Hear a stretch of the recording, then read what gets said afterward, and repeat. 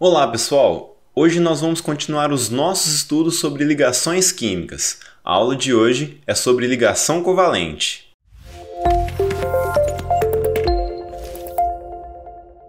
A ligação covalente é uma ligação formadora de compostos moleculares. Um átomo pode compartilhar o seu elétron com outros átomos de modo a estabilizar a sua camada de valência, a preenchendo.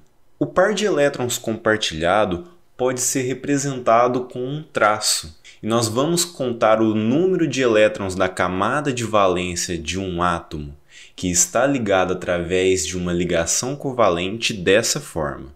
O hidrogênio se estabiliza com 2 elétrons na sua camada de valência, então nós contamos 1 e 2. O cloro se estabiliza com 8 elétrons na sua camada de valência. Então, nós contamos 1, 2, 3, 4, 5, 6, 7 e 8. A ligação covalente ela é formada através da ligação entre hidrogênio e hidrogênio, hidrogênio e ametal e ametal com ametal. Vamos fazer um exemplo. Vamos formar a molécula de água. O oxigênio se estabiliza com 8 elétrons na sua camada de valência.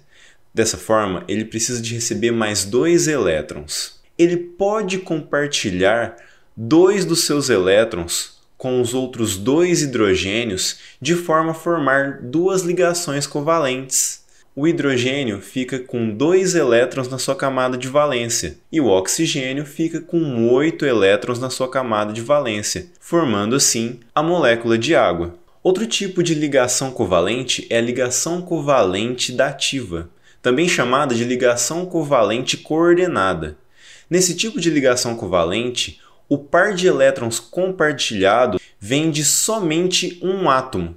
Vamos ver como exemplo a molécula de SO3, o trióxido de enxofre. O enxofre realiza 2 ligações covalentes com um dos oxigênios, estabilizando a camada de valência do oxigênio com 8 elétrons. Os outros 2 oxigênios recebem um par de elétrons cada um, estabilizando a sua camada de valência com 8 elétrons. Essa ligação ela é representada com uma seta, indicando o par de elétrons que foi compartilhado. Alguns compostos moleculares fogem da regra do octeto.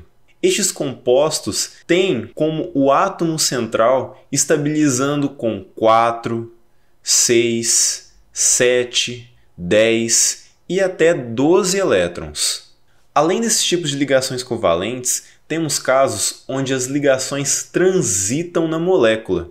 Nós vamos ver como exemplo a molécula de ozônio. Os oxigênios participantes da molécula realizam 2 ligações covalentes e uma ligação covalente dativa. Porém, dessas 2 estruturas apresentadas, qual das 2 está certa? O correto é que as 2 estruturas coexistem. Podemos representar a coexistência dessas 2 estruturas através dessa seta dupla. Esse fenômeno é chamado de ressonância.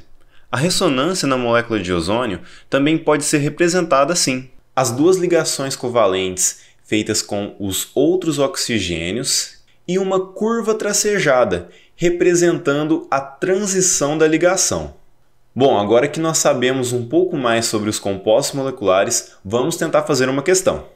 Quais desses compostos são formados por ligações covalentes? Bom, nós podemos resolver essa questão de 2 maneiras. A primeira é realizando a distribuição eletrônica dos elementos químicos e verificando se eles estabilizam com a transferência de elétrons, no caso a formação de um composto iônico, ou com o compartilhamento de elétrons, que é a ligação covalente. Porém, temos uma forma mais rápida de resolver essa questão. Nós estudamos nessa aula que os compostos moleculares são formados através de ametais com ametais.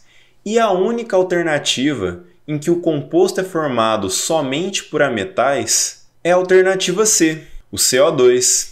O carbono e o oxigênio são ametais, formando um composto molecular. Pessoal, espero que vocês tenham gostado dessa videoaula e aguardo vocês na próxima aula. Até Até mais!